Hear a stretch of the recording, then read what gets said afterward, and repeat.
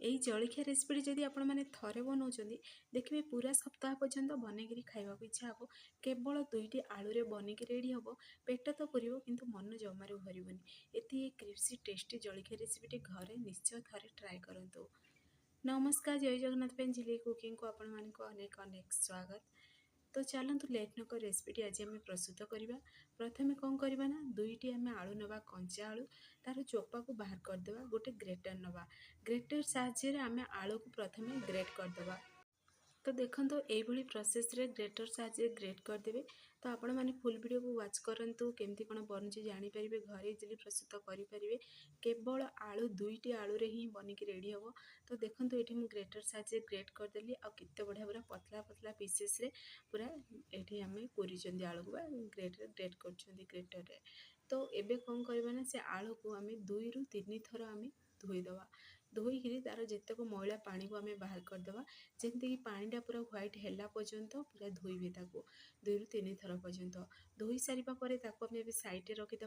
गोटे ये करेई ना करेई ये देखो मुझे किसी पानी नहीं पानी को प्रथम कौन करवा ना फुटवाक देवा पानीटा टिके हल्का फुटी सारापर देखो ये पूरा गरम हो सारापर पानीटा आम से एड करदे आलू को जो कोरिकी रखी से कोरा आलू को एड करदे।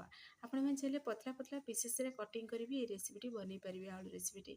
तो आलू को आम कौन करवा पूरा आलूटा टी फुटिला पर्यंत 2 ରୁ 3 मिनिट पर्यंत टी हाई फ्लेम रे आम सीझा देवा जमीक आलूटा पूरा हल्का ही सफ्ट हम अधिका सफ्ट जमी न हो से प्रति ध्यान देवे। तो देखो आलूटा पूरा ये आमर फुटी सारापर 2 ରୁ 3 मिनिट पर मुझे गैस पेन को ऑफ करदेली।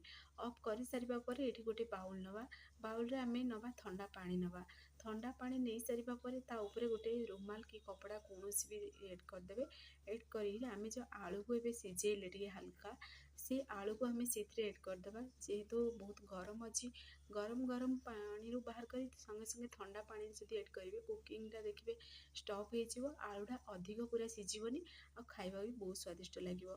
तो एबे आम कौन करवा ना से जो आम नहीं गोटे कपड़ा नहीं आम आलूटा को पूरा छाणिकी देखो ये प्रोसेस रे टिके जमीक ठंडा करदे ठंडा हो सारापर आपको आम हाथ साहाय्य चिपुड़ी चिपुड़ी आलू रे जेतिकी पानी अच्छे ना आम सब तार बाहर करदे।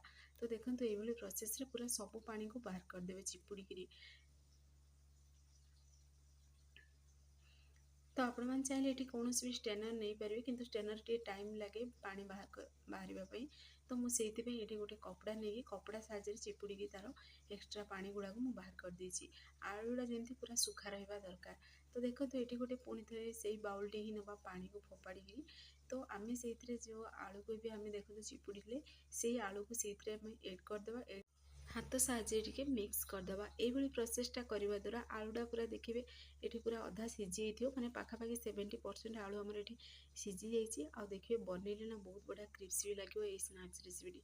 आम से 2 ରୁ 3 ଚାମଚ एड करवा कॉर्नफ्लोर जी आलू आप बनवाक चाहूँगे से अनुसार कॉर्नफ्लोर एड करेंगे से अनुसार ये देखो मुझे चिली फ्लेक्स एड कर अल्प टे गोटे बड़ चामच आ छोट छोट पीसेस कटिंग कर कंचा लंका एड कर अल्प टे स्वाद को बढ़ाई मैगी मसला एड कर मैगी मसलाटा ये पूरापूरी ऑप्शनल अच्छी आउ ये देखिए आपण मैंने राग खाइबे से अनुसार ही एड करेंगे चिली फ्लेक्स जो छोट छुआ मान बनाऊँच ताहले ये लंका को स्किप करेंगे आ पुणी थे स्वाद अनुसार देदेवा लुण से पुणी थे भलसे आप टे मिक्स करदे। मुझे धनिया पत्र कि कस्तूरी मेथी बिल्कुल किसी भी एड करनी आपण मैंने चाहिए एड करेंगे आउ जदि जहाँ भी मसला आपण पसंद चाहिए एड करेंगे। पूरापूरी सिंपल तरीके बनाऊँगी ये देखिए सिंपल तरीके बनातु थे बहुत क्रिस्पी बने बहुत टेस्टी भी बने।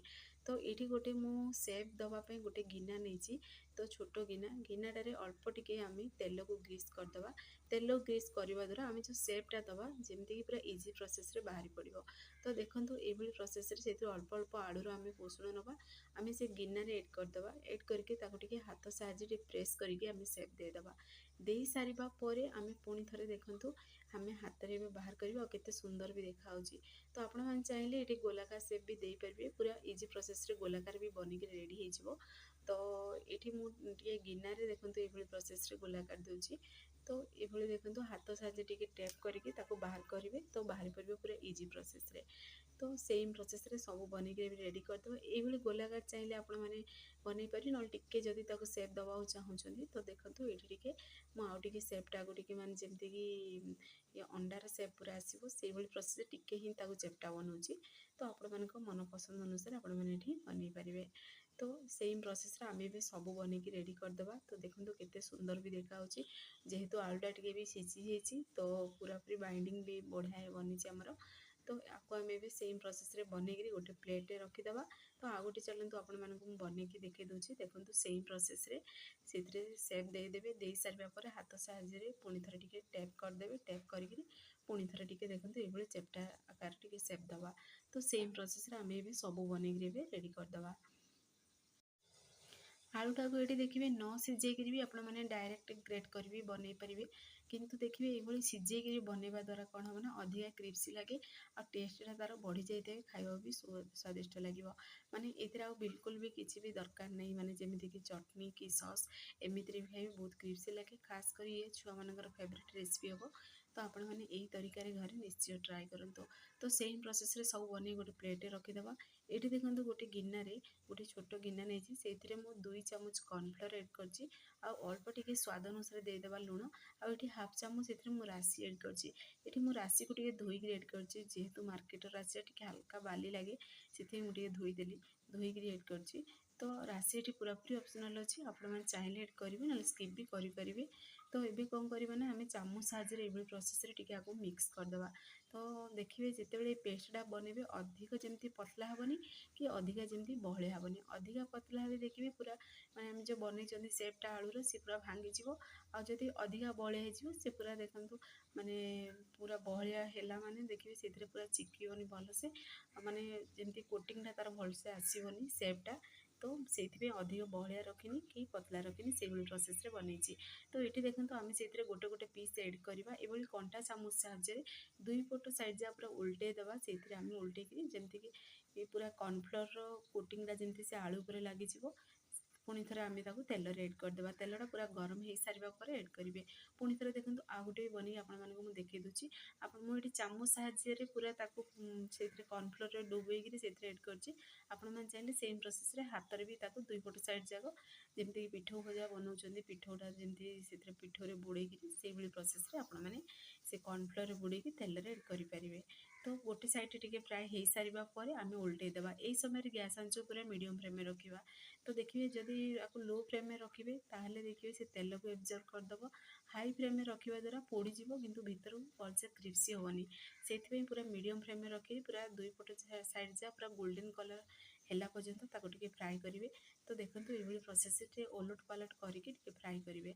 तो देखो धीरे धीरे पूरा कलर भी चेंज हो सारा और सुंदर भी देखा पूरा चारि साइड तो पूरा पूरी क्रिप्सी थिला। तो बिल्कुल भी कौन तरकार आवश्यकता नहीं कि चटनी भी आवश्यकता नहीं। ये रेसिपी जदि आपण मैंने घरे बनाऊँ केवल 2टी आलू बनिकी रेडी हो सारा देखिए पेट तो भर किंतु मन भरनी एत ही स्वादिष्ट गोटे रेसिपी। जदि आपण मैंने थे बनाऊँ पूरा सप्ताह पर्यटन बन खावा इच्छा हे। छोट छुआ मानकर तो देखिए टिफिन रे जब बनई देवे से फिनिश कर आसवे। तो ये मुझे छाणी अल्प टिके तेल ही छाणी आपण मैंने चाहिए केवल तावारे अल्प टिके तेल देकर भी आपको फ्राए करेंगे ये रेसिपी। तो फाइनली देखो आमर आलू टिक्की आपको आपण मैंने आलू टिक्की बोली ना देवे कि आउ कौन देवे मत कमेंट बॉक्स रे कमेंट करंतु। फाइनली बनिकी रेडी हो सारी। तो आपण मैंने यही तरीके घर निश्चय ट्राए करूँ। तो चलते आउ गोटे स्टेप भी आपण मानक बनईकी देखी दूसरी हाथ में मुझे एड करके देखूँ। देखो ये प्रोसेस रे पूरा कॉर्नफ्लोर कोटिंग देदेवे देके पुणी थे तेल एड करेंगे। तो हाथ में भी इजी प्रोसेस रे बनिकी रेडी हो। तो देखो केते सुंदर भी देखा बहुत बढ़िया सेप भी बनी। तो कॉर्नफ्लोर देखो जदि तार पेस्टा देवे तो आउ टे क्रिप्सी बने से मुझे कॉर्नफ्लोर पेस्ट देवार आपको सेयार करछि। तो यही तरीके घर निश्चय ट्राए करूँ। फ्रेंड्स आप भिडियोटी मोर पसंद आसो सांग मानक सेयार करूँ लाइक करूँ। चैनल जदि नुआ अच्छा चैनल को मोर सब्सक्राइब कर दिंतु। ବେଲ୍ ଆଇକନ୍ କ୍ଲିକ୍ କରିଦିଅନ୍ତୁ, ଯାହାଫଳରେ ମୋର ସବୁ ଭିଡ଼ିଓ ନୋଟିଫିକେସନ୍ ପ୍ରଥମେ ଆପଣମାନଙ୍କୁ ପହଞ୍ଚିବ। ମୁଁ ଏମିତି ଇଜି ଭିଡ଼ିଓ ନେଇ ଆସିବି, ଆପଣମାନେ ଦେଖିକି ଘରେ ନିଶ୍ଚୟ ଟ୍ରାଏ କରନ୍ତୁ। ଆଉ ଯଦି ଫେସବୁକ୍ ପେଜ୍ରେ ଦେଖୁଛନ୍ତି ତାହେଲେ ଫେସବୁକ୍ ପେଜ୍ ମୋର ଫଲୋ କରନ୍ତୁ। ଇନଷ୍ଟାଗ୍ରାମରେ ଦେଖୁଥିଲେ ନା, ଫଲୋ କରିବାକୁ ଜମାରୁ ଭୁଲନ୍ତୁନି। ତ ଦେଖନ୍ତୁ ଫାଇନାଲି ରେସିପିଟି ବନିକି ରେଡ଼ି ହେଇସାରିଲାଣି। ଆଉ ଟିକେ ଚଟପଟା ଫ୍ଲେଭର୍ ପାଇଁ ଅଳ୍ପ ଟିକେ ତା ଉପରେ ମୁଁ ଏଠି ହ୍ୱାଇଟ୍ ଲୁଣକୁ ତା ଉପରେ ଟିକେ ଏଭଳି ପ୍ରୋସେସ୍ ଟିକେ ଗ୍ରୀସ୍ କରିଛି, ଅଳ୍ପ ଟିକେ ହିଁ ଏଡ଼୍ କରିଛି। ତ ଆପଣମାନେ ଟ୍ରାଏ କରନ୍ତୁ। ସେ ପର୍ଯ୍ୟନ୍ତ ରହୁଛି, ପୁଣି ଏକ ନୂଆ ରେସିପି ନେଇ ଆସିବି। ନମସ୍କାର, ଜୟ ଜଗନ୍ନାଥ।